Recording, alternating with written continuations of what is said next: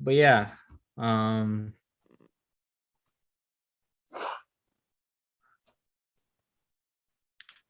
So let me just 1 second, Michael. I think we're live. Um, all right, let's start this, guys. So we're gonna have our philosophy club discussion tonight, and it's gonna be we don't have a specific topic necessarily for tonight. We're just gonna talk about different topics and have a cool conversation, hopefully. So this is my first question.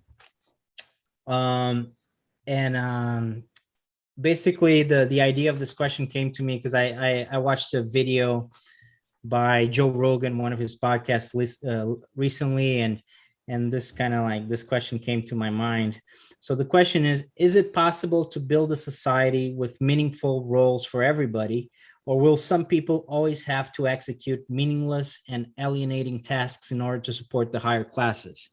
So basically, lower level jobs or soul sucking jobs of any kind, like McDonald's workers or garbage truck drivers, any or even like office workers that hate their jobs but are working for these big companies. Any kind of job that does not satisfy people, right? But they do it for the money. Some people some people obviously can't avoid those jobs and are able to find more meaningful jobs in life. But the question is, can we avoid those jobs altogether for society and replace them with something else? And can society still work that way? And just as a observation, Of course. if a person is a garbage collector but does not consider that a soul sucking job, are you offending them by saying that it is? yeah, not all some people might like it. It is a generalization, but even janitors, some janitors really enjoy doing their work. But I guess we're talking more broadly. So I think David might be bringing up the question: is it the job's fault, or is it that we need to stigmatize it? Yeah. Or not just we stigmatize it. Do we need to change the way we think about our work? Is the meaning based on the job, or is it what we make of it? Yeah. I think there's some jobs where it's really hard to make it feel meaningful. I don't know. My take on it is that there will always be jobs that are thought of as soul-sucking or unfulfilling, not because of the job per se, but because if a society has classes, then there will always be jobs that will be kind of stigmatized, that only the lower orders or the lower castes or the lower classes will do. Like in different societies, for example, I think one of the worst, the lowest class of job is like tanning. I think in Japan and maybe in India as well, the tanning industry. No, yeah, and tanning and leather is like, you don't. That's for the classes. So in any society that has an hierarchy, you can't just society labeling some jobs as for sorry, you're cutting in and out a little bit. Yeah. But yeah, I guess the question is, what is soul sucking? Because some jobs that pay a lot of money are soul sucking. Like, what if you work 100 hours a week, or what? A hedge fund manager. Hedge fund manager. So or what if you just graduated? Yeah. Like, what if you just graduated college and you're working 100 hours a week for a law firm that's just like go, and there's all this pressure. So yeah, I think soul sucking can be high paying or low paying, in my opinion. And I would agree with that, Michael. Go ahead. I just wanted to say that, yeah, I think that's a good observation, Michael. I have 4 brothers. One of them is a CPA, and one of them is a potter. Mhm. And I'm not sure which one is happier. Hmm. And this is not a soul-sucking job. No. My brother enjoys it, Mhm. and he makes a good living at it, you know. My parents are both CPAs. They both think that being it is so soul sucking. Like they both hate being a CPA, but they don't know what else they can do. And I think they should try more thing. I think they should definitely try more things, but they're just like, no, I'm a little bit ignorant about this, obviously. So what is a CPA? Maybe someone watching the podcast will also be ignorant about it. So certified public accountant. So an Basically accountant. an accountant. Yeah. okay. But yeah, they just file tax return, or my mom does a lot of tax returns for like, I don't know, like a car dealership or whatever organization that needs their taxes done. But she says there's so many laws and the laws keep changing, and if you don't get it right, you can get penalized, and it's just so complicated. She says that she's just overwhelmed with all of it. There is a professional association similar to the bar for lawyers.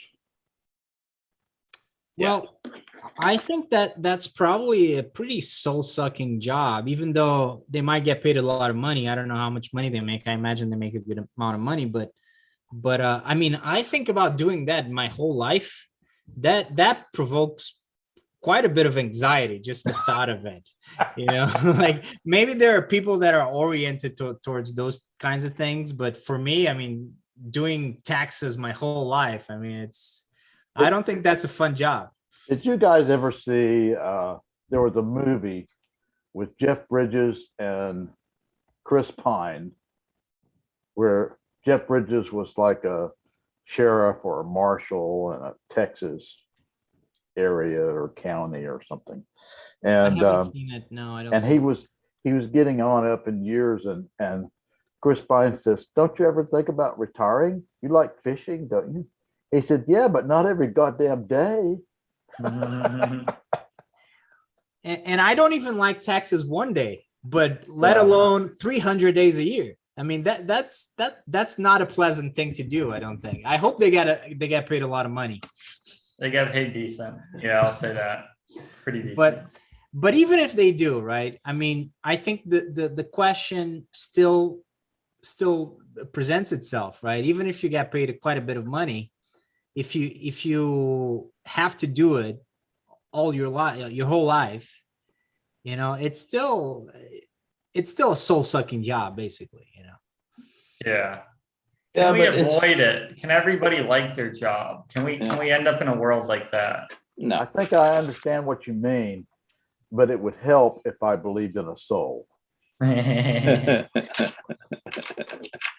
But I think Joe Rogan might be talking about really, awful jobs like agricultural workers. and No, things like no, I don't No. think so. I'm gonna share the clip with you guys after the Sure. discussion. I'll try to Yeah. find it because it just, you know how YouTube works, that you just basically get these like feeds and then you Yeah. end up listening to this thing that you know, that. I didn't even know where it came from. And I think Mhm. I had listened to it before, but especially Joe Rogan, because he's all over the internet. Right.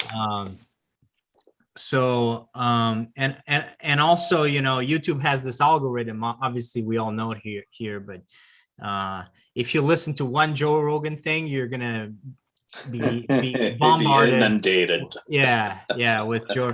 Now I think it's a little bit less on YouTube. I think because he went to Spotify, but I still get a lot of Mhm. Joe Rogan stuff. And Now, many of the jobs that we've been talking about, garbage collector, yeah, vegetable picker, Right. Whatever. Yeah. all that those we jobs. describe as soul sucking Yeah. may be if, especially if not enough human beings can do that kind of thing, or fast food, is we could automate that out of existence. We Mhm. could. Yeah, we could. And that's, I think, We're on the cusp of doing that. yeah.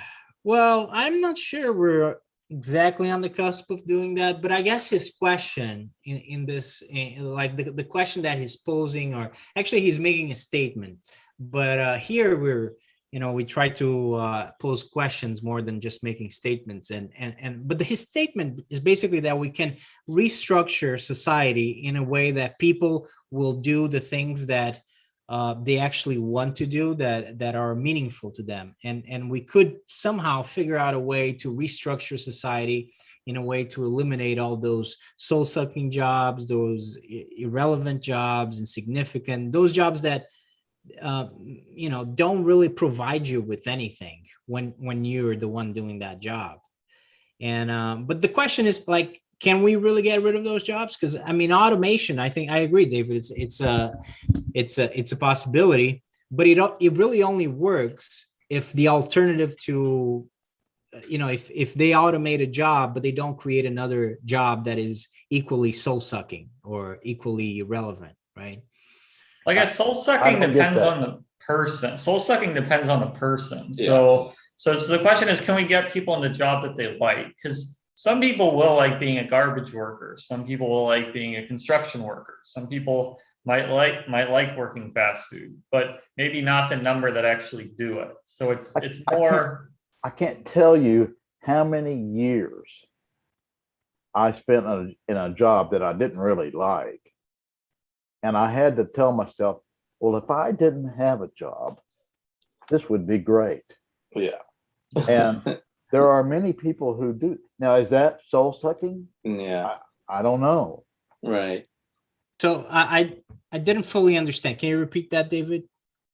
Yeah, I spent many years in a job that I didn't really like. Yeah. And I had to tell myself over and over, if I didn't have a job, this would be really great. Yeah. What would be really great? The job. That he has at the moment. Yeah. I mean, because they're soul sucking, but you get paid, let's say, $200,000 a year, and so you say this is soul sucking, but I like the money, so I'm going to stay with it. So I don't think that's really that soul sucking. It's so unbearable that you don't want to. You cannot be compensated enough to do it. Well, On the other hand- if you're getting paid $200,000, it's different, because Yeah. at that point, you're Right. basically selling your time, but you're Right. getting quite a bit of money in exchange. So I don't think it's quite what we're talking about. 'Cause Exactly. that's a lot So of money. what I mean is when we say soul sucking, I think we mean jobs that you'd rather not do, but you have no choice. Otherwise you'll starve, and Or maybe not starve, but there's a lot of people that live kind of like paycheck to paycheck, Yeah. and yeah, like you're saying, it's not like you have an alternative really at Mhm. that point, because Right. especially if you have a family, right? right. Exactly. Yeah, or a mortgage, even, like stuff like that you can't run Mhm. away from. And then Right. I don't know what the percentage of people living paycheck to paycheck is, but there it's a considerable. pretty high. Yeah, it's a Yeah, it's considerable pretty percentage. high. And percentage of people who cannot afford to retire at all. Right. So No. would it be possible to restructure society, or is it just like a pipe dream? But if we really wanted to, could we restructure society in a way that we could basically get rid of that imposition of having all these jobs that people basically just do just to get a paycheck and pay their bills? Totally eliminate? I don't think so. But I think there are ways to maybe the biggest requirement to be able to do that is to offer continuing learning for people or retraining. If they are unhappy with their fields, then if there's a way to acquire a new skill, then maybe that's one way to minimize the job dissatisfaction. So David, I know you mentioned a lot of times like automation. I think, and like we talk about, if working at McDonald's is unpleasant, maybe we could automate it, and then that person could do something else. I actually think it's more the opposite. I think people might like doing certain manual jobs. Like you might have someone who really likes being a janitor, or who really likes being a construction worker or whatever, likes being a truck driver. And then the automation puts them into a job that they like less. So they switch into a new industry, but maybe they liked being a construction worker. They like being a truck driver. So now they have to do some work that's maybe not as satisfying to them. Yeah. Or more satisfying. It depends on the person. But yeah. Yeah. Ritam joined us. He might be having some trouble with his video, but Yeah, I hope you can hear me. I'm fixing the video right now. I can hear you. okay, we can hear you. But yeah, you take your time getting your stuff set up. No problem.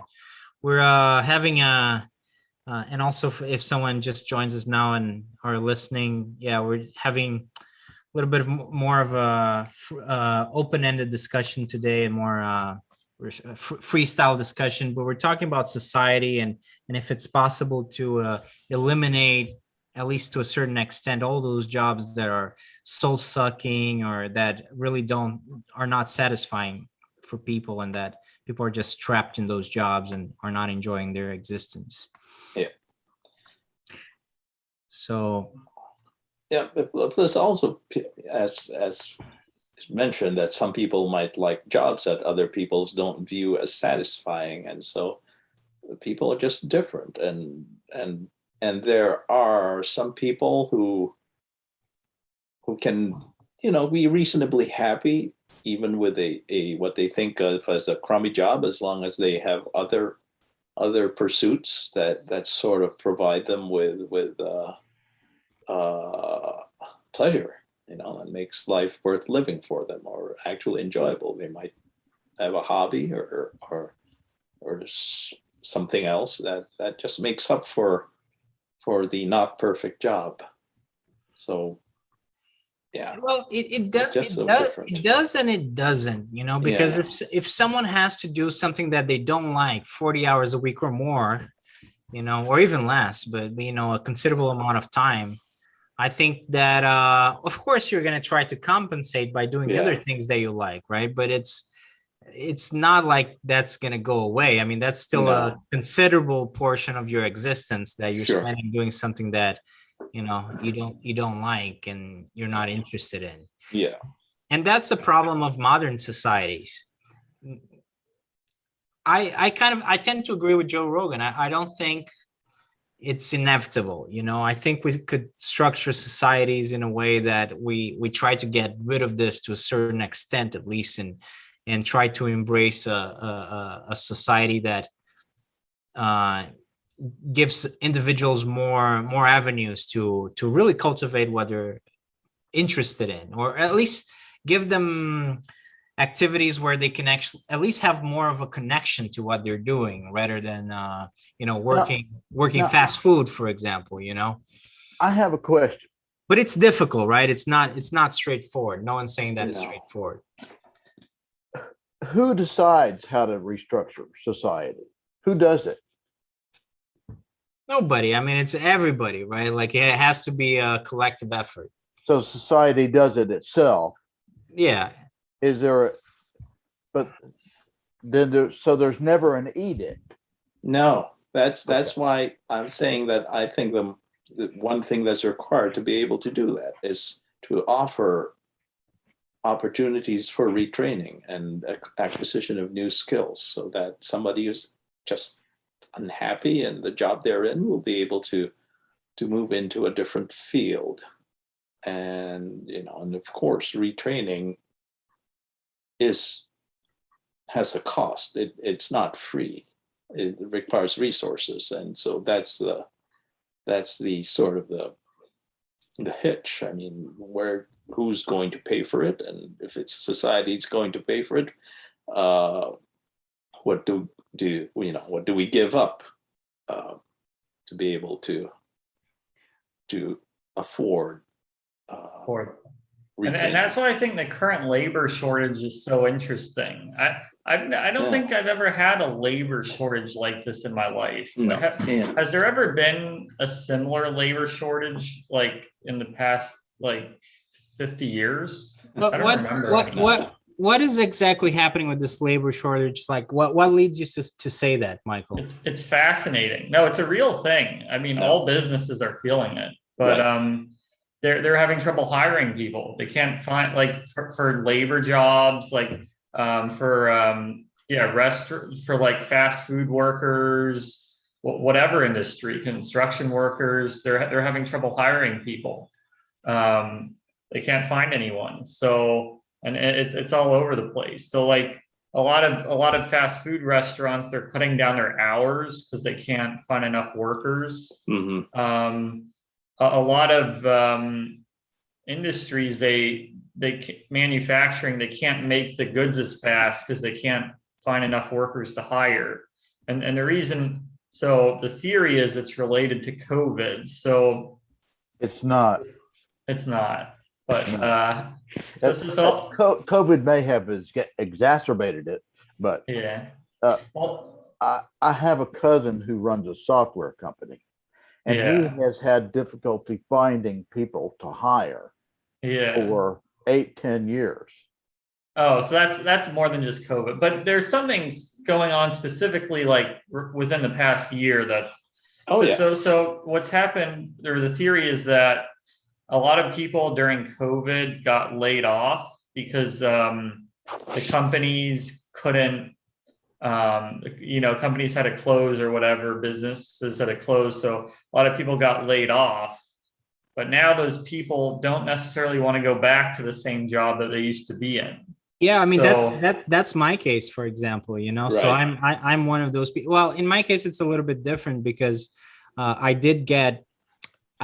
got like a double situation occurred at the same time as the COVID situation and the unemployment situation. Also, my daughter was born, and then in the United States, if you're gonna put a baby in a daycare, well. First of all, you don't want to put a newborn in daycare when there's Sure. a deadly pandemic out there. Yeah. But also there's also the situation of if you're gonna pay for daycare, that's basically a paycheck, because daycare is so incredibly expensive. Right. Yeah. So in my case, because of the baby, it's a little bit different, but I did experience the fact that you get laid off because of COVID, a lot of, and in my field of work, because I was working as an interpreter before, and a lot of people, they lost their jobs, at least for a while, because clinics and hospitals stopped doing like regular appointments for a long time. So after that, I don't want to really go back to the same field, and I don't want to really go back to the same job with the same conditions, because I think we all had like this time to think and Right. to figure out, well, really what I was doing is not really what I want to do, and it's not really going to lead me anywhere that I want to be in. Mhm. And I want to try something different. And I think maybe the same thing happened to a lot of other people. I think that's what's been happening, that the COVID gave people the time and probably the motivation to really think things through about what they want in terms of the job, in terms of the aspirations. Because we were all forced to kind of Yeah. like sit out for a while, and 'cause, reassess and like everything. people were just some people kept their jobs, right? But some people were just pushed out, and they're like, that's your situation for now. We'll see what happens in a couple months. And a couple months turned into, a year. So I think a lot of people start to reconsider, what they're doing in life. And in my case, it wasn't even that bad. But imagine like all these fast food workers that are working like $10 an hour, $15 an hour at most. And they're doing something that they don't like for 8 hours a day, 6 hours a day, 8 hours a day, 10 hours a day. I mean, it's nobody really wants to come back to that. Yeah, but I wonder, what do they do for a living? Yeah, are they just staying unemployed, or are they like trying Yeah. to find a new industry that they prefer to be in? That's the question. Yeah, I think, I can't really say, Yeah. right? But Does anyone know if something similar happened during the 1918 pandemic? no. Well, there was a war at the time. Yeah, there was or it was I shortly think this time after is a war. little different though, Yeah. because this time the government has stepped in to help people who are not in jobs. So the government stepping in has been a factor in this sort of unemployment. Especially Republicans are pushing that theory in the United States. I was just hearing an interview by Ken Griffin, who's the CEO of a hedge fund, yesterday, and he was mentioning about this labor shortage and the government stepping in, and how the labor shortage. And if that's a theory, then I think once the pandemic is over, then the labor shortage should be over as well. So this, Or- I think, is just a theory. So Yeah, when the benefits run out, right? The emergency benefits run out, but people aren't in a hurry to get back in. I don't think so. I think it's true that the government assistance helped a lot. Yeah. And in some way, I think it made people reconsider things as well, because, like before, people were just desperate to work in a sense, just Right. to get some money so they could pay their bills, right? But then, the government starts paying them perhaps a little bit even more than they were getting paid before. And I think now that we're seeing this process of people going back to the workplace, I think perhaps workers are demanding a little bit more.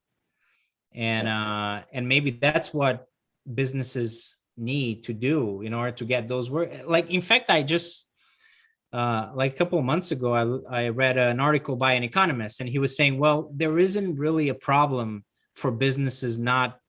It's not that businesses can't find the people. It's just that they need to pay what people need to get paid to go back to work. And this was an economist talking, and he was saying this is simply an economic problem. Yeah.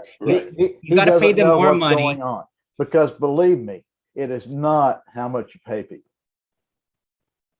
Sorry, say it again, David. Maybe somebody can pay too little, but I know that the people that I know, at anecdote, the plural of anecdote is not data. So I'm not making a claim here, but what you are relating is not true in all cases. No, it's absolutely. not. I'm making a generalization, right? I mean, for certain industries, like And for I'm example- talking mostly about like low paid Yeah, jobs, yeah, right? I'm not right. really talking about high paid jobs, Yeah, high paying jobs. I mean, in the highly skilled work, like computer programming and things like that, they just can't find the people. There just aren't enough out there. I don't think so. But for It's like doctors as well, right? yeah. There's a shortage of doctors in a lot of countries because there's always been, yeah. But for there are not enough trained doctors. Yeah. So perhaps that's why they get paid so much. I'm sure that's a big reason why they get paid so Yeah. much. And but in like nursing home caregivers and fast food workers and jobs at that level, a lot of people, I think, are saying I'm not in a hurry to get back into that, and maybe I can find something that's better.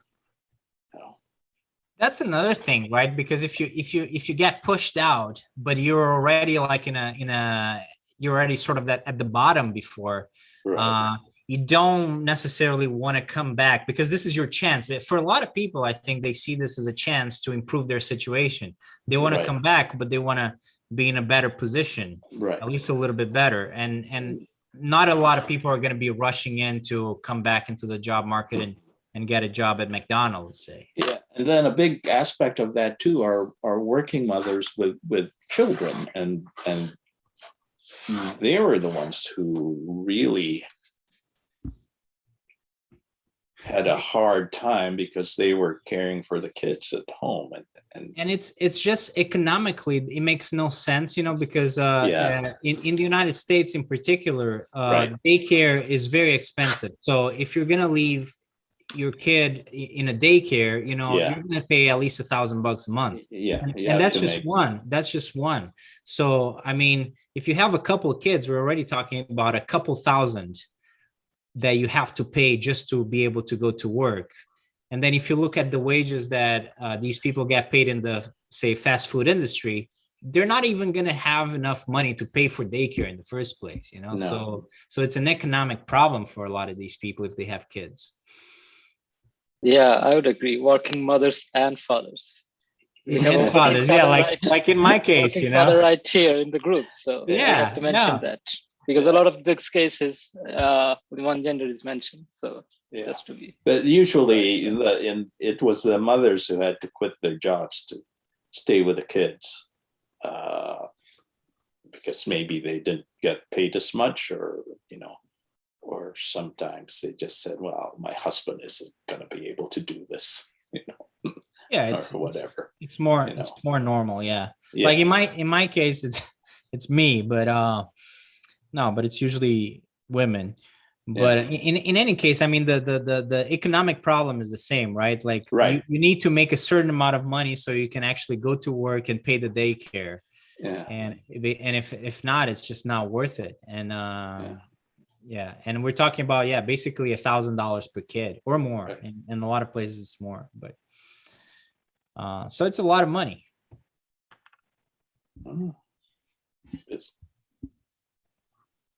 But yeah, going back to the topic, can society get rid of, basically minimize job dissatisfaction, especially severe job dissatisfaction across the board?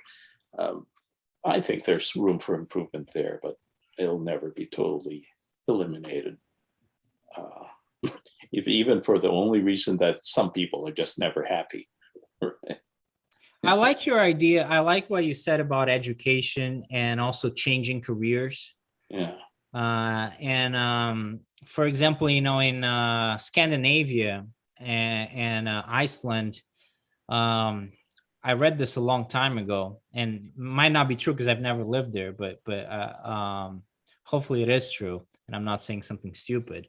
A lot of the reason, big reason why people there are happy, they have a high level of satisfaction in life, is because they have access to education and they can get educated and do something that is actually somewhat fulfilling for them, like Right. financially, and also something that they like to do or that fulfills them. And also the fact that in those societies, changing careers is not seen as a stigma, right? It's seen as something that is fairly normal. And I think that gives people an opportunity to do something that they're actually interested in. If you can change careers every once in a while, I think that basically gives you a chance to pursue the things that you really want to pursue. Whereas if you have to have one career your whole life, that's a lot more rigid. Yeah, I totally agree with that. Like, yeah, my parents have stuck with the same job their whole life. They haven't enjoyed it. I've changed twice already, just like in the past 7 years, and I think it's been very beneficial. Like, so yeah, I think it's good to move around because you get more of a sense of what you like. So yeah. And also, it's just a personal anecdote. And it's not as boring, right? Because imagine, like, people used to spend 40 years working for the same company, right? In some cases, imagine doing the same thing for 40 years. Yeah. At the same place. Right. And accounting, Yeah. at least just from my personal, from what I think, I took some accounting courses in college, and it's really, And I don't think it's just like, I mean, there's many different reasons why you could be satisfied or dissatisfied with a job. Mhm. So sometimes you might say something's tedious or right. flipping burgers or it's very rote. But sometimes, like often it's your manager or like how is your manager? Are they like gotta get it done, or are they like always, critical of you, or are they supportive of you, So yeah. No, So I just remembered when I was taking the accounting classes that was required for my degree, I had a classmate who was really very interested in accounting. He really was, Some people, like there's accounting professors. Yeah, he's saying it's like you're solving a puzzle every time, and he's, to each his own. Yeah, I feel like so this is kind of going on a different tangent, but I've found that the theory that you learn in the school is so different from the actual work environment. They're just worlds different. Like when I was an actuary, just like I loved like learning actuarial science and taking the exams and all the math in it and all the theory behind it. But once you get in the corporate environment, that just the pressures internally,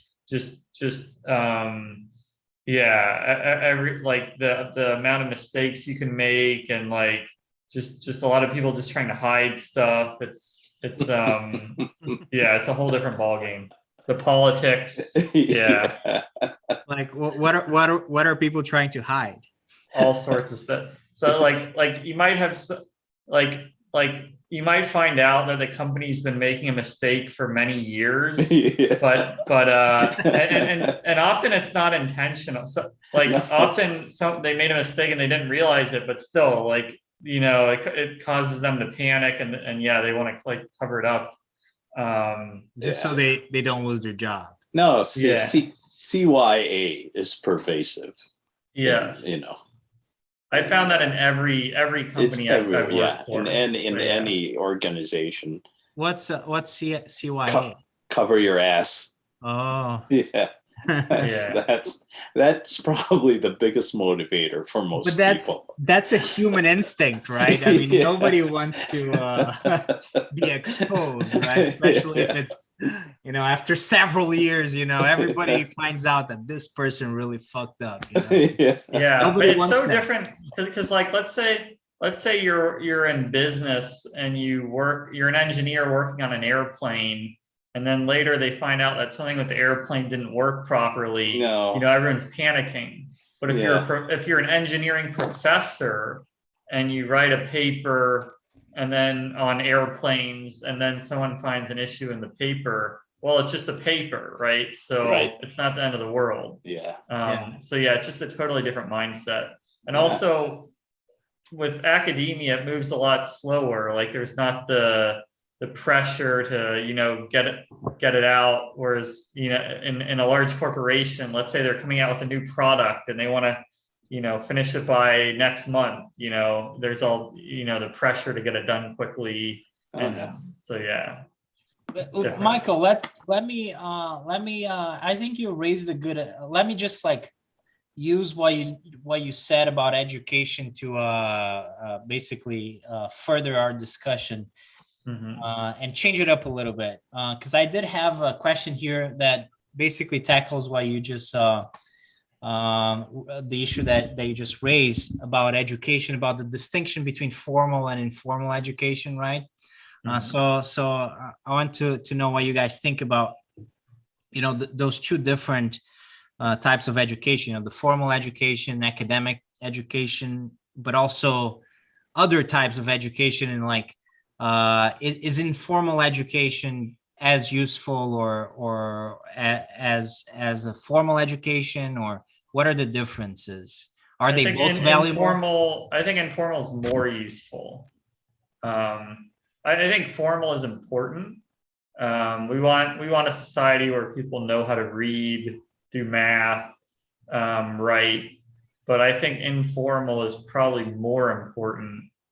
And often it's taught. So when you're really young, it's either taught by your parents, or if you have like a job, like a high school job, which I think is really valuable. But yeah, that's just, I once heard it said that one gets a formal education to make a living, and you get a self-education to make a fortune. a fortune. A fortune. And Yeah. I think what they meant by that is exactly what you're saying, that the informal or the self-education, the desire for knowledge for yourself, Right. independent of what you're being paid, is better. in the Well, long and run. yeah, and it's also you make a fortune because you came up with a unique or original idea, right? And by the very fact that you were the first person to think about it means that nobody can teach it to you. and And I yeah. think the fortune is the lack of ignorance, you know. yeah. You yeah. know? Now, I always thought that your education is not complete without informal education.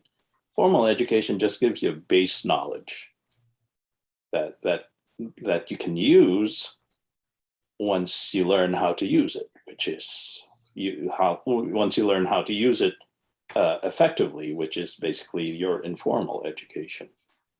You know? And so, yeah, to go hand in hand. To me, the most valuable thing that you can learn in formal or informal education is critical thinking. Mm-hmm. You know, Yeah. Yeah. But yeah, a lot of very successful people in business didn't do that well in school, or weren't.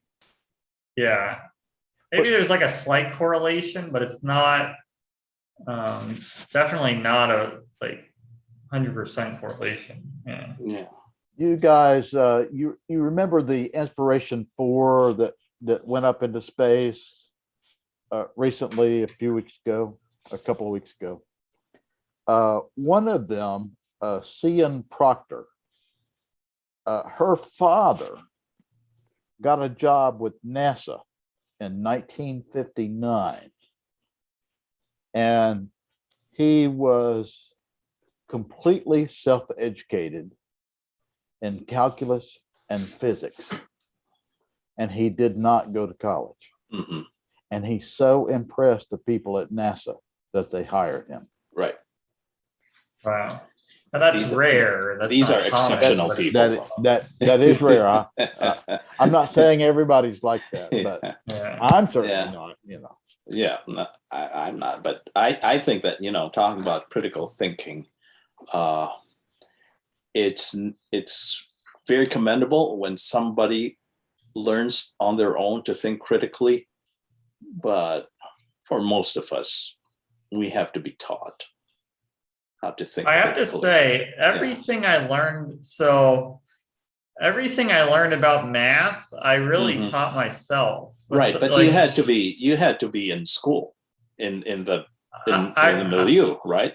I was in school, but But yeah, I always like, I taught it all myself. Like Mhm. everything a teacher taught me, I knew it before the teacher taught me in math, at least. Mhm. Like, So now I'm confused. Who taught Newton about calculus? Oh, he invented no, it. yeah, Yeah. he had to figure it out himself. Yeah. Yeah, but So- we're not all Newton or Leibniz. The problem of Speak informal for yourself. the problem of informal education is that it's not, even though it's inherently valuable, it lacks the certification aspect Right, yeah. of Right. formal Yeah. education, right? Right. So a lot of the times you can't actually use it to further your goals professionally, because nobody really will acknowledge that you have a certain skill or a certain knowledge. Yeah. What you could do you could find a bunch of other people, a bunch of other friends, and you could start your own company. I think Elon Musk, he said he couldn't, he applied for a job at Netscape and they didn't give it to him. And he said he just couldn't interview and just nobody believed him. And so he just started his own company. Well, So, that's yeah. not exactly right, though. He kind of, I mean, he says these things, I mean, Yeah. particularly with Musk, but He likes those to things are not- exaggerate. yeah, every successful people, when they get successful in a sense, I think they exaggerate that, oh, I didn't learn anything when I went to the school and the Yeah. university. And a lot Yeah. of people are saying that sort of formal education are not important in a sense. And Yeah. follow your dreams, don't go to the school. I think that those are all BS. Like No. once you reach the upper echelon of society, it's very easy to say. But I Yeah. think university schooling is very, very important. And it is important even if you don't consciously learn anything, like your teacher is not good. You don't like, Right. but just being in the environment, like, Just that setting. Yeah. yeah, going into a top school, like let's say Harvard or Stanford. Elon Musk, for an example, he went to Stanford for his PhD before he dropped out, is a great chance of networking. Yeah, Even if you're networking. excellently brilliant, without networking, no one does anything. Unless you're going to be Bill Gates or Steve Jobs, finish school. Even they went to school. Bill Gates went to Harvard. Harvard. His dad was extremely rich. Steve Jobs went to Reed College, which was a very good college as well. And Zuckerberg, right? We've all seen the movie The Social Network, and yeah, maybe he dropped out or whatever, but the whole reason why he came up with Facebook and he was able to do it was because he was in that setting. Yeah. Yeah, And he had the and not that, networking and the resources. yeah, like I recently was reading about, again, like Jeff Bezos' parents invested $300,000 in Amazon in 1991 and 1992, which would be prorated, would be more than $1 million at least, or Right. maybe like $2 million. Yeah. Now, to start a business, like even if I'm excellently brilliant, I'm saying just, okay, I have all these ideas. Where would I get $2 million from? So a lot of people say, okay, I came from nothing, Yeah. but it's just, Yeah. But I plus, mean- plus Bezos went to Princeton and then was Yeah. was at then he worked McKinsey? in Was it? D-Shaw for a while. It was in McKinsey or something. So D-Shaw. Compared to D-Shaw. 100 billion, 2 million is nothing.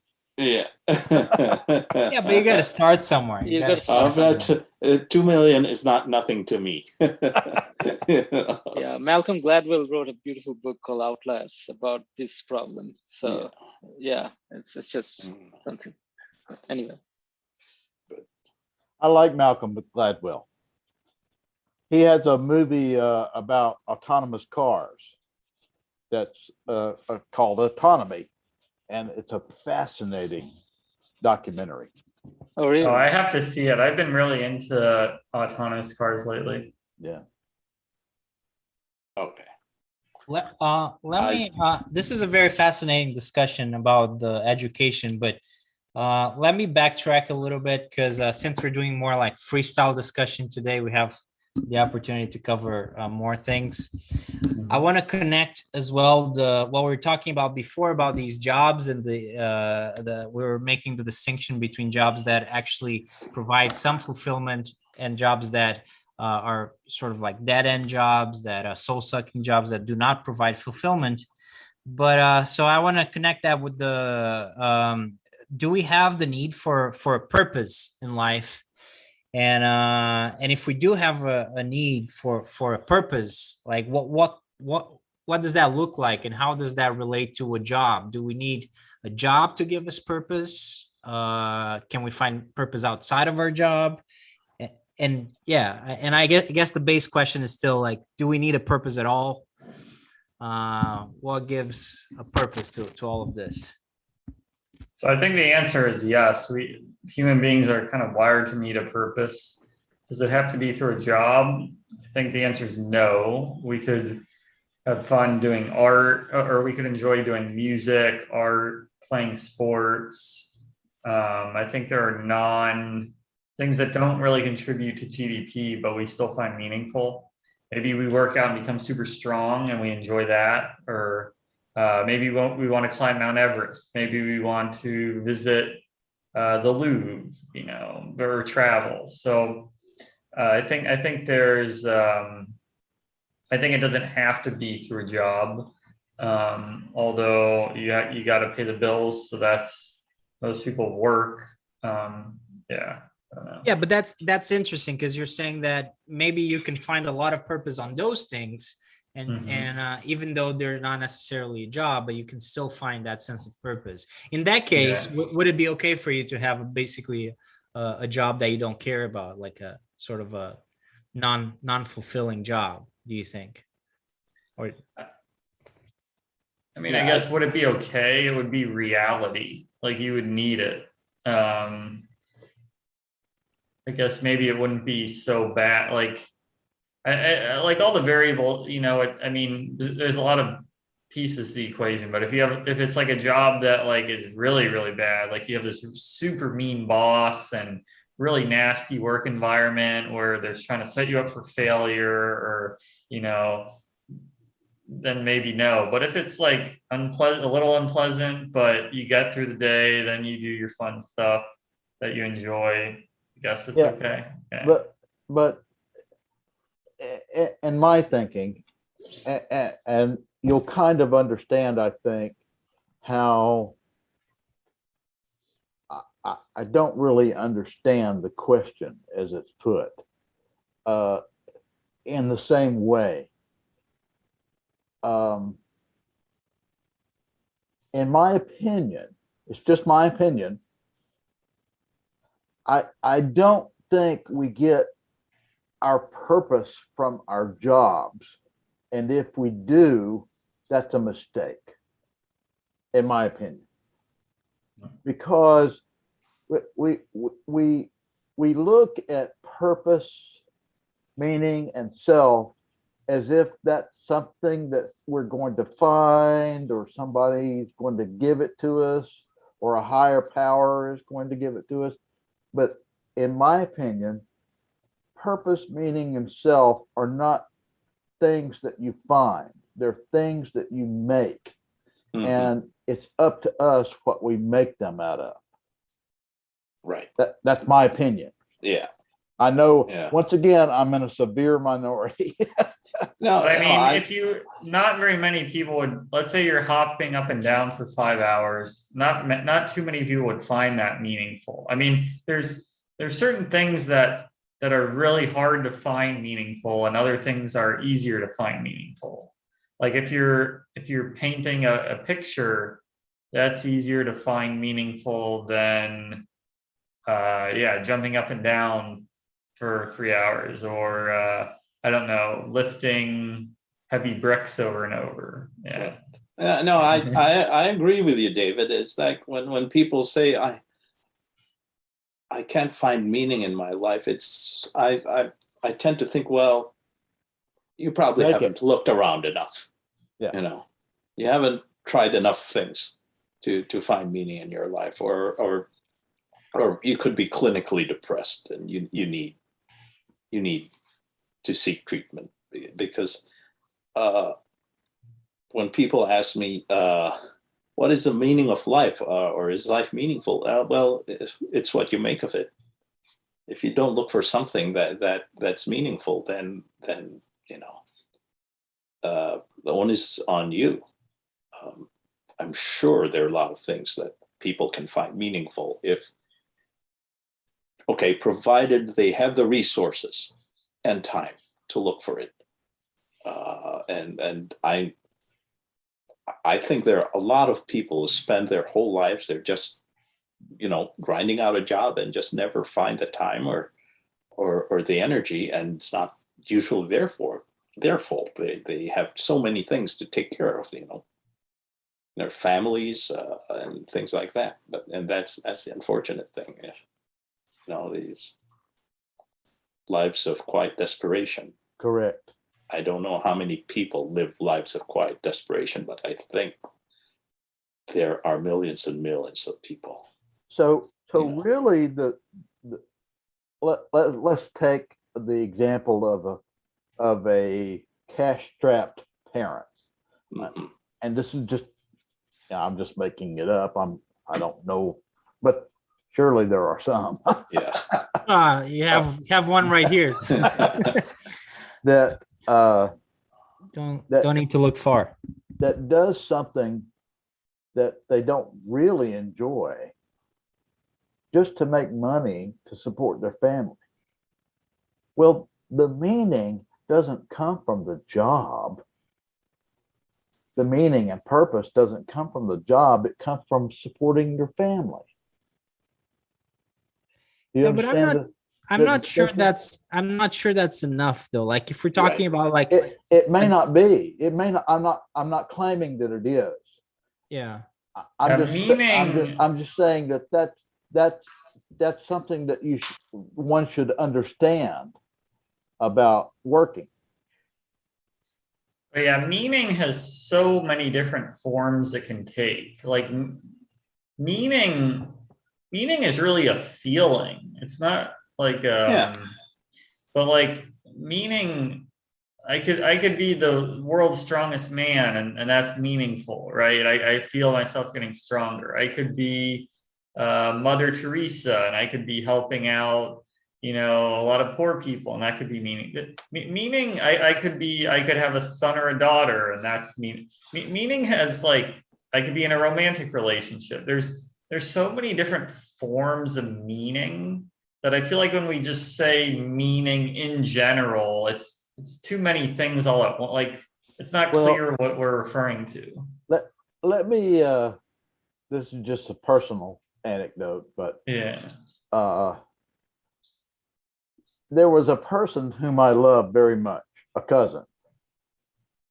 And when he found out that I didn't believe in God, his first thing that he said to me, looking me right in the eye, is, "Your life is meaningless." Now, how do you think that made me feel? Yeah. Well, actually, that's you touched on the first question that I wrote for today. So I'm going to ask that. So Sure. we can maybe you can elaborate a little bit on that, David, or someone else. Well, Uh, I think I know what he meant. He meant I don't think like he does, so Right. therefore my life must be without Right. merit. Right.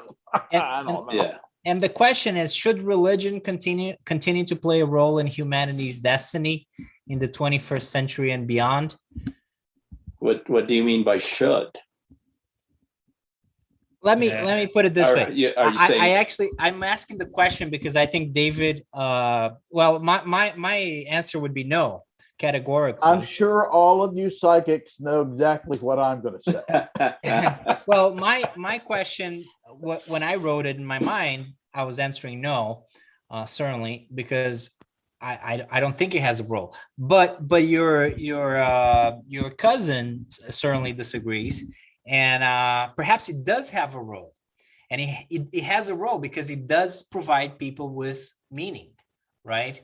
And that's something that sometimes you forget. I was raised Catholic, but I can't really say it gives meaning to my life. But for some people, maybe it does. It does give meaning to Catholics that go to church, to Christians that go to church, and to Muslims that go to the mosque, and so on and so forth. Just to clarify the right of privacy, when I said cousin, I narrowed it down to 53 people. It's okay. And look, it's fine. I mean, it's also not a look. It's Right. religious people derive meaning from religion. I mean, it's not an insult. I'm surprised, David, that you beat me in number of cousins. Yeah, that's pretty Oh, impressive. really? Yeah. Well, I'm counting both sides of my family. You must Yeah. you must be Catholic. No, That's even more impressive. Yeah. But this is a small town.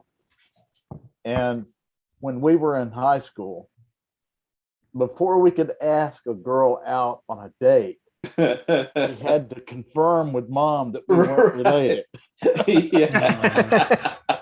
I was about to ask. That's a funny one. So that's kind of like the first barrier to entry is like, am I related or not? Yeah.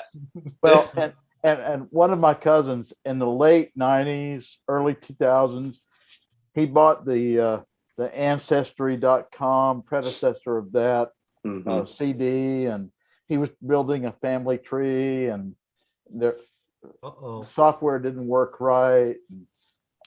He got to a certain point and he figured out why it didn't work right. Uh-oh. It's because his family tree didn't fork. What does that Yeah. mean exactly? What was the What? damage? They're No, like the it's 2 or 3 generations back, yeah. you know. Okay. They're Well, that's like not the- too bad. That's not too bad. It could be They're worse. like the Bourbon, not the Bourbon. The The previous, yeah. Was it Yeah, the that's- Bourbon Kings or the one before that? Oh, the one before that, the I don't Austrian know. house. You're testing. I think it's the Austrians. Yeah, Yeah, whatever. the that is. Habsburgs. Habsburgs, Habsburg. yeah.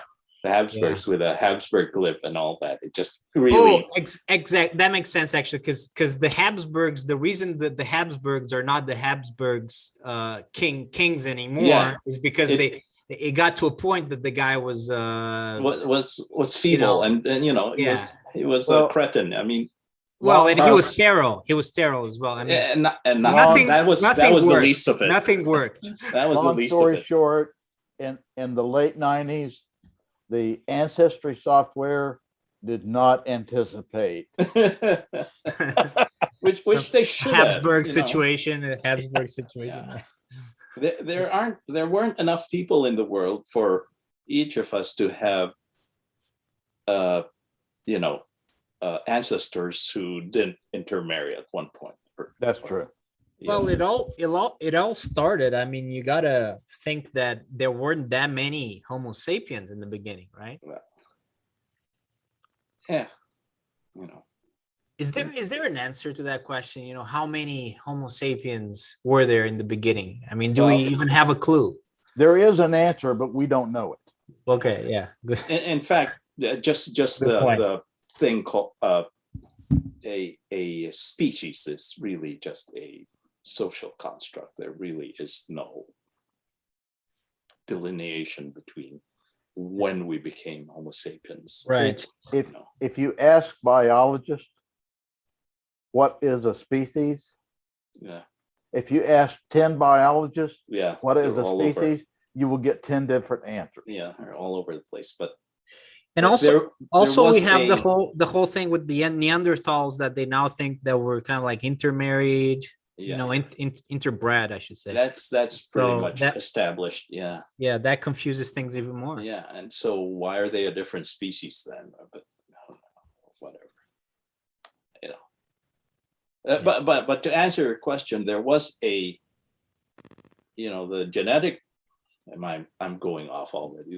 The genetic diversity for Homo sapiens outside of Africa is narrower than the genetic diversity of Homo sapiens who remained in Africa, which means there was a bottleneck effect when Homo sapiens migrated out of Africa, and they're even saying that there was one earlier migration that kind of died in the Middle East around is that- Israel. Well, whatever. perhaps it's because we spend more time in Africa as well. Wouldn't that be a factor? Like there was more time to develop. Yeah, because it's one of the the proofs that the out of Africa theory is True. Well, is true. I think what you're saying is that in Africa, the population gradually grew, and of the ones who left Africa, Right. there was a bottleneck, and only a few survived right. at one given point. Yeah. Everyone who is alive today Right. that is Descended from that- from that group From that is few. they trace back to a time later than the people in Africa did. Is that correct? Late. Yeah. Yeah. But when would well, we're a little bit derailed here, but this is so fascinating. A So little. Also, like, what happened to people who descended from the people who stayed in Africa? Oh, they're still there. They're still there, Yeah. right? For the most Yeah. part. Yeah. Oh, so they didn't leave in a Yeah. sense. Yeah. Okay. Because whenever you have a new population emerge from they call it a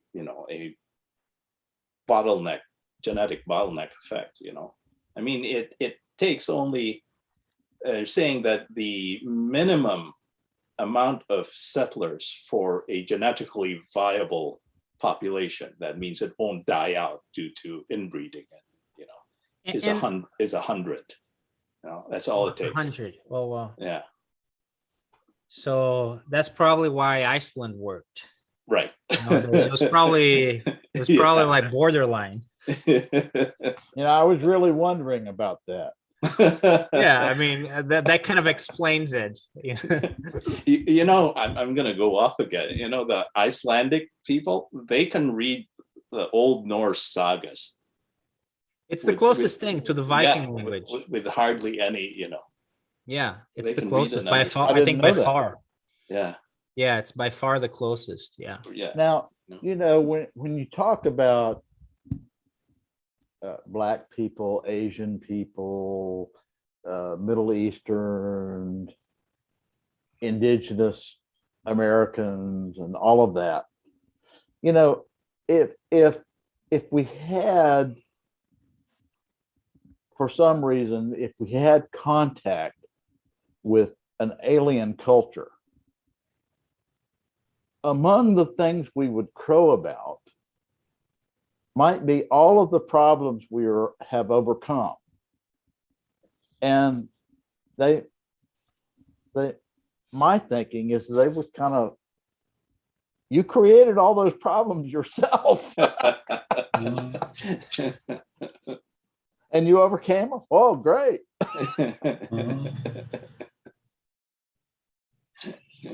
That's true, but that's humanity. Yeah, Yeah. but we didn't really create it intentionally. I No, think in the end, it's just how our human nature, how our nature evolved, sort of made those problems almost inevitable. I mean, that kind of goes back to religion, right? I mean, religion, unless you're someone that actually believes that, there is a God and God Yes. talked to the Yeah. prophet and all that. I mean, it's kind of like people are gonna hate it, but I mean, it's kind of like made up. It's an invention. We invented those gods, Mhm. and we invented those to a certain extent, those prophets, those books. A lot of it is something that has been developed throughout the centuries by a number of people, separated by centuries, and the fact that we still have all these clashes, and Right. we've had these clashes for thousands of years. I mean, that's a good example of something that we create, and then it creates problems. Right. Yeah. Give purpose. It gives purpose, but it Yeah. also creates wars, Yeah. and Because- terrorism, and a number of Yeah. long laundry list of I issues. mean, tribalism, I think, is a built-in behavior. It's not something. I don't think it's something that's culturally acquired. It's all indications I've read is that it's built into our genes, where we evolved to be tribal because the opposite of being tribal is forming a community, and to form a community means that there are some who are in your community and some who are outside, and and we can form into tribes based on even the most inane things, like just the color of your shirt. That's been done in experiments, and then they test it, and suddenly you feel some empathy for someone who's the same color as your shirt, and then you start saying bad things about the others, especially among children. It's just a natural instinct. And some religions are more accepting, even if they don't mean to be, but you look at the Romans, they weren't particularly accepting people, but they had inherited religions that were not, and they kind of like mashed it together and they Right. created their own. But it was very, perhaps because they didn't have an initial identity that was very much linked to them. They were kind of like, yeah, whatever, if you have a good God, we'll take it, Yeah, So it was very accepting right. just because of that, they Yeah. were used to kind of like accepting new gods and accepting Exactly. that there wasn't just one thing, right? Right. It was malleable. Yeah. But the Jewish, and then the Christians, the mindset is very different. It's like there is one God, and our Right. God is the one God. And Yeah. if there's anything else, that's a problem, and we're gonna take out those imposters. Right. And that's that mentality of the mono religions, right? The monotheistic religions, Yeah. that creates a very different dynamic, which is not accepting at all.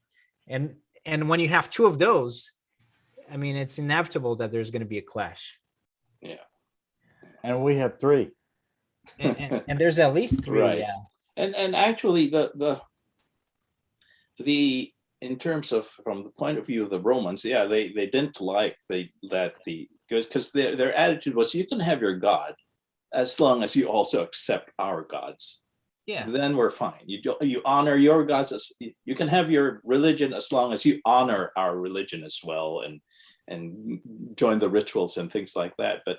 But the Jews did not want to join the Roman rituals, did not want to practice, but they did not try to convert people. It was not an evangelical religion. They weren't, go forth and find converts. And it's the Christians who did that, and that's why there was a big, clash between the Romans and Christians at that time. Yeah. Then you have that added dimension. Is it not only is it wrong, but we have to change your mind, and Right. we have to change everybody's minds. Yeah. And then that got carried into the new world as well. And Right. And so, yeah, Islam and Christian are basically evangelical religions. One of your duties is to spread the religion. And that's source of major conflict. And then you have these offshoots like the Mormons, right, or the Jehovah's Witnesses, and they're very militant in the way they try to convert people. I mean, they have a whole structure that the religion is designed to, which I guess is not very different from Catholics Catholicism, 500 years ago. Yeah. It's just a smaller scale, and Right. 500 years later. I think it's all tied up to power. How so? It's just there are just some people who enjoy telling people what to do, who enjoy possessing power and being able to basically tell other people what to do. And if you get someone to believe in something and you are the authority on earth of that creed, then that's a lot of power in your hands. And you might want the power because you sincerely want to do good, but you might want the power because you want to aggrandize yourself, and that's a separate issue, what you want to use the power for. But I just think there are people who naturally want to be a leader rather than a follower, and religion is a very effective way of getting to people to do what you want them to do. So that's what I think. And it's a legacy of the past, but Right. but do you guys think it has a role in the 21st century and beyond? Just to go back to the question, I guess after our little discussion about it. I think it shouldn't have had a role in the last, I don't know, at least 500 years of major warfare, right? No, yeah, millions of people dying, but Did Nazism have a role in the 20th century? pardon? Did Nazism have a role in the 20th century? I hope not. Well, Some people wanted to It- have a role, but it had I a hope did. not. destructive role. It did. Yeah. You know, It didn't further human flourishing, but it definitely had an impact. In the mhm. in the 20th century. Yeah. Well, certainly, yeah. It Yeah, there's shaped- a role, but did it have a positive role? Are we better off if there weren't such a thing? So then the question is, does religion have a positive role in the 21st century? yeah, I think that's a better question. Yeah. No. I mean, I don't think so. I don't think think so. so. Yeah, I think But you know, if there was no religion, somebody would invent it, somebody would invent it maybe because of the purpose thing. because it's as I said, it's a means for amassing power. You know, why did Well, Constantine? people are still inventing it, right? I mean, Oh, if you yeah. look at something like Scientology, Yeah, that's a new religion. right. I mean, religion is true for the masses, false for the philosopher, and useful for the ruling class. That's what Seneca said, and I think Interesting. it still rings true today. That's spot on. Yeah, 2,000 years later. yeah. You know, Seneca. I'll look it up. I was gonna say it does seem like, religion's been around for a long time. There's probably a reason for that. And it does seem like people do kind of naturally have spiritual inclinations. So yes, it seems like I'm guessing there'd have to be kind of some space for spirituality of some kind. oh yeah, I'm not denying it, but you can have a religion that is not, for example, Buddhism doesn't really have a deity, and it is a religion. Because I definitely agree that there is spirituality, and there are people, most of us, who do find something meaningful in spiritual, but whether that should translate into a supreme being who then has a representative on earth who gets to tell us what to do, that's a different matter. But I agree, Carolyn, wholeheartedly. All right, I think I'm gonna head out. It's an hour later here, so I'm a little tired. And I had a philosophy right before this for another group. So yeah, I told Bruno about it. Yeah. But it was good. It was good talking with you all. It's kind of like a double feature for you, Michael. Double header. Yeah, Wednesdays are a double header for me. Yeah. But is yeah. it really tiring?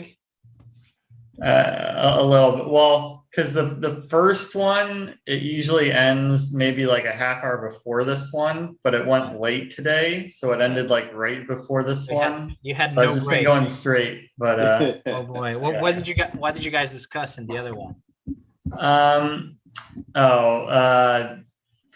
Pronouns, like transgender pronouns. That was like half of it. Then we also discussed what did we discuss after that? We discussed religion a little bit, and like Is this an online thing? it's a Zoom meeting just like this. Yeah. Oh, good. Yeah.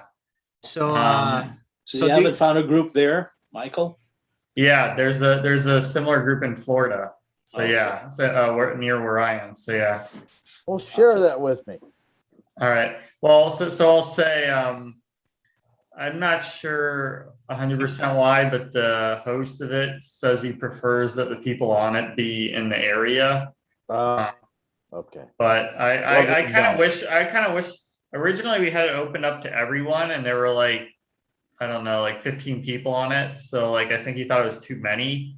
But I don't know. I kind of personally like having people from all over. But yeah, that was just his decision. yeah. But, Michael, do you do you have any parting comments? parting comments On any of these things? We had our discussion today, we touched on a lot of different things. Okay, so yeah, we were talking about religion. I'm putting you a little bit on the spot, so if you don't, Yeah. it's fine. Yeah. I think like narrative and storytelling has a place. Religion, I'm not sure. But I think like we're still gonna watch movies. We're still gonna tell stories. We're still gonna read fiction. But yeah, as far as religion is where like you take that story and you like take it to be the truth, kind of. Right. And I don't personally like follow that right now. But yeah, like I don't think I know enough to like know all the benefits of like religion or like but yeah, I think at the very least narrative will always have a place. Yeah. Yeah, no, that's Yeah. good. That's very relevant. Anyways, thanks for being here, Michael. And maybe we can think about ending the podcast, at least so we don't get people so we don't bore people too much. But do you guys have like some final comments? Well, the thing about religion. We have time if you wanna Sure. talk. No, is that for pretty much all of us who's been exposed to religion or who grew up in a religion and religion in general, it's something that you are taught from the day you are born what to believe in. You know, and so your mind starts to open up with, you know, with that baseline belief having been inculcated in you, and you're not even aware that it was planted in your head even before you start to learn how to think critically. And so I'm not about to say ban religions, but that's the thing about it. And so it's so hard to get people to try to think about things a different way from what they've been taught since the day they were born. And I mean, there's actual fear just thinking about what if it's not true. Some people actually feel fear if they start thinking about it. And I guess that's my main objection about religion, is that you're taught to think a certain way, a very rigid way, even before you've developed any real thinking skills. One of the ways that I have expressed a similar thought, at least I think it's similar, is that when it comes to religion, it's my view of it is it's almost as if we're walking around with a piece of the shell we hatched from covering one eye, and we don't know it. Yeah. And I feel comfortable saying that because I spent a great deal of my life with that being the case. And when that piece of shell was finally removed, and I realized, I think, from my perspective, how much I could begin to explore, right, because that was removed. Mhm. That helped me. I think that's a valuable take. So let me end the podcast here. If you guys have watched this, thank you so much for watching. I hope you had a good time watching our discussion. We'll be back next week. And that's it